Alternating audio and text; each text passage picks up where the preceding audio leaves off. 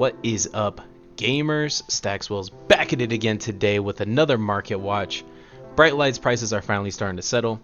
Players are gearing up for ProQuest season. We got a whole lot to talk about. Let's just go ahead and jump straight into it here.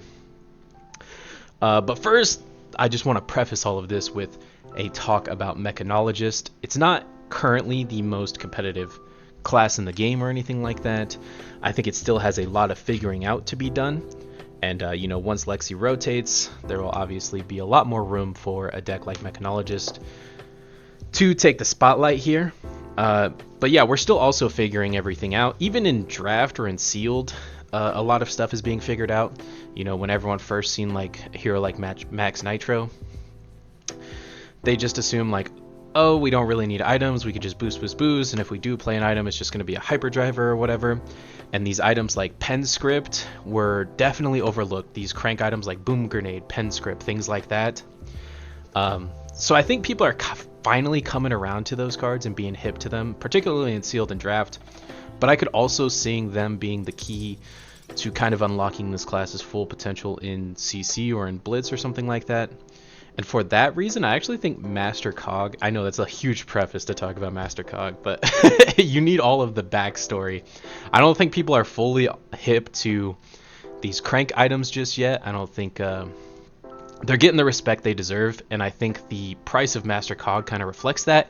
It's only $57.50 for the cheapest rainbow foil on the market. And, even if it's not the most competitive thing, if we compare it to something like Plague Hive, it is, $20, $30 cheaper than Plague Hive. And Plague Hive is also not, the most competitive thing on the market. So this is undervalued, even considering it's not played right now. But I do believe that it could see play due to these overstated crank items, right? Like putting another counter on a pen script, for example, right? If you're attacking 3 or 4 times next turn, you're getting 3 or more points of value. So you pitch the yellow 2 points of value and then 3 or 4 more with the pen script. It's like 7 points of value for pitching a Master Cog. Kind of insane. The potential is there. The downside's obviously also there, seeing as it's a resource gem that doesn't block in a deck full of items that doesn't block, could definitely lead to some issues. I kind of like this card. I think it could go somewhere. I think it's undervalued. Tome of Imperial Flame is overperforming, compared to everyone's expectations. Fixes so many issues with the deck. It fixes the resource issue with the deck.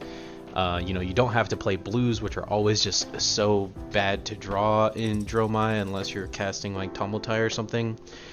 So not only does it fix the resource issue, it also fixes the ash issue. So instead of pitching a blue for Necria, you're basically pitching a blue and making 2 ash for Necria. So very powerful, probably worth, being royal to be able to play this card. Other people are calling it the codex of this set, which makes sense because it's majestic, it's expensive, and there's a book in the art. So, makes perfect sense. I don't think that this card's going to go down any more than it is. $30 is probably the floor. I actually see room for it to go up, just depending how Dromai performs at these next few events, and depending how Dromai performs after Lexi's rotation. Teklo Foundry Heart, cheapest copy on the market. The Bright Lights non-foil one is $45. You love to see it. Accessibility in the game is huge, especially in a set like Bright Lights. You really can't miss that accessibility price point issue.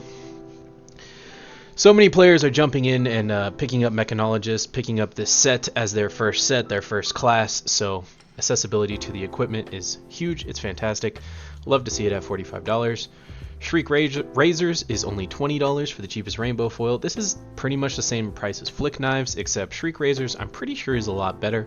Let me know what you guys think in the comments below. Is there any argument for Flick Knives over Shriek Razors? I just think this card's better in every way. Let me know if I'm wrong. The adult heroes were printed as a majestic in this set. A lot of people complain about it as an accessibility issue. And I think something that not a lot of people are talking about, it's only $2, so it's not like a price accessibility issue, but it's like a getting the card accessibility issue. Like, are you going to order it from TCG Player and then wait, 5 days or whatever for it to arrive? Then you're going to miss all of the locals or whatever you were planning on doing in those 5 days. Kind of puts a huge speed bump in the way for new players.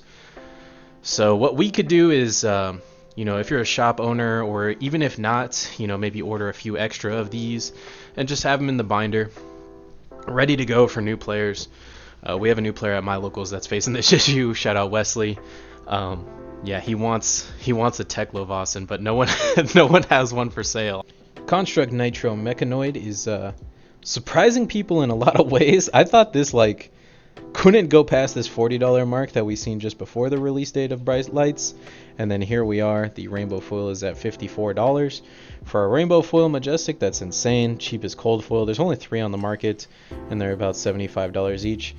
This makes total sense. Again, I could see this being the only way to play the heroes at some point. These lists could just get so refined, and the Nitro Mechoid has such a powerful ability. I could see this being maybe not the only way, but the premier way, the competitive way to play the new heroes, particularly Max Nitro. Plasma mainline is going up a lot. I think I talked about this previously. I'm not sure if it was a video or a live stream, but I wasn't quite sure why this card was going up, and I think I figured it out now. Kind of going back to what we were talking about with Master Cog, giving these cards like Pen Script or Boom Grenade an additional counter is just being able to do that 5 times is almost like an incalculable amount of value, right? giving 5 Pen Scripts additional counters. It just seems a little bit unfair, if I'm being honest. And the cheapest cold foil on the market is $35. But yeah, this one actually kind of makes sense to me now. High Octane is totally disappearing from the market. Makes sense. The new Dash wants to utilize it to be able to swing her gun a bunch of times, seeing as it's not a once per turn action on the new Dash weapon. But yeah, cheapest on the market is $15 for the black border. The white border is $20, and it's nearly gone. There's 5 left on the market. Crown of Providence, I like to see this. Cheapest from the Dusk Till Dawn one. So this is the cheapest Crown of Providence available. Is only at $72. So, this combined with the $70 tunic that we just got, you could get a generic equipment suite, like a premier generic equipment suite for, under $200, under $150. Love to see it. Good way to get new players in the game. Maybe we could finally get people to stop complaining about the prices of cards. Crown of Dominion is trying to catch up to it, though. Cheapest rainbow on the market is $50. Cheapest cold foil on the market is $78. And the cheapest Marvel is $265. And there's only 5 Marvels left on the market. I think this one is just in combination with the new Draw My card. You have to be royal to be able to play it. So a lot of players are turning to that, and you know how illusionist players are. They like to bling their deck out. But even the regular one is kind of catching up. I think that gold token, we've seen it previously in iterations of Briar with cash in and things like that. I think this card has a lot of staying power. I don't think they're done printing cards with the royal set or with the royal attribute, the royal affix. So I could see this card even going up even further. Don't think it's too late just because it's spiked. You can't get one. I think there's still a lot of room to go up on these cards. Imperial Warhorn, speaking of royal, this one isn't necessarily the most useful royal synergy, but the cheapest cold foil on the market is only $8.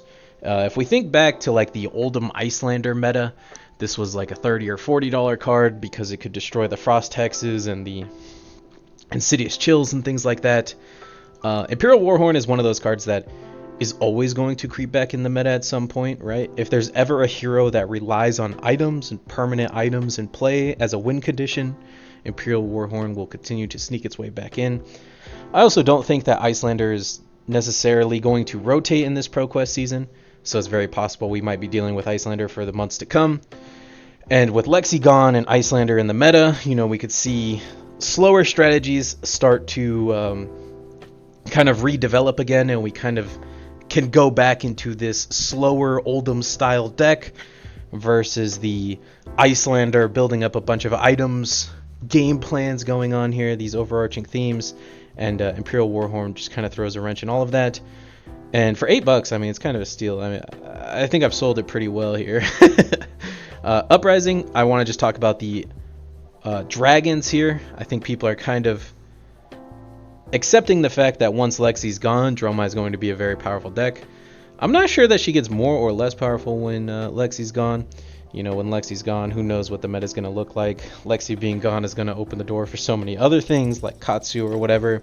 So I'm not 100% convinced that Dromai will be good. As good as she is now once Lexi's gone. She'll certainly be good though. And people are investing into the dragons heavily. Marvel Tumultai is $200. Marvel Dominia is $175.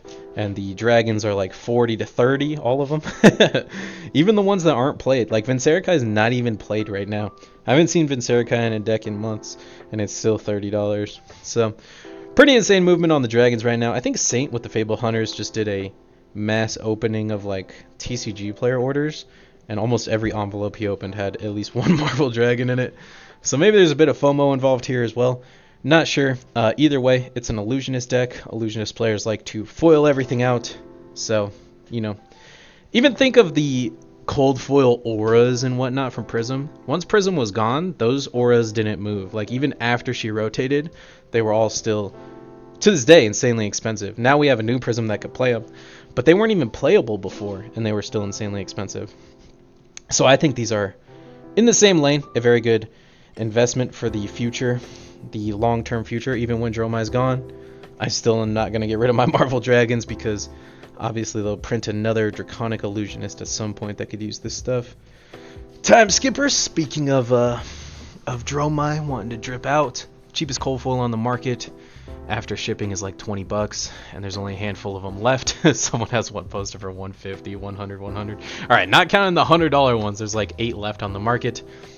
Kind of insane. When this Time Skippers tech first came out, I was like, oh, that's awesome. And I jumped on here and I bought one. And it was like $4 or $3 or something. So seeing how much this card moved in such a short amount of time is insane.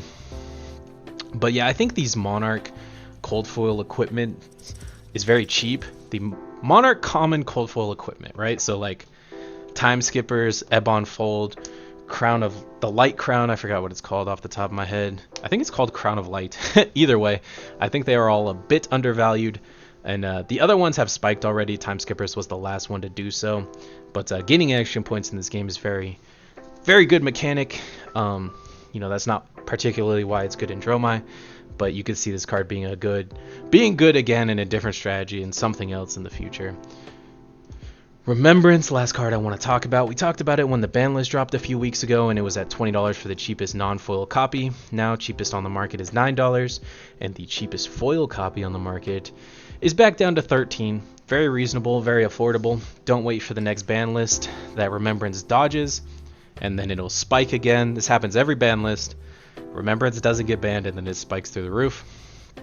Just go ahead, get your playset now. You know this card will be good for years to come. I'm sure it is. That's all I got for you guys today. Thank you so much for watching. Don't forget to like, comment, rate, subscribe, and help the algorithm help me out just a little bit. Later, gamers.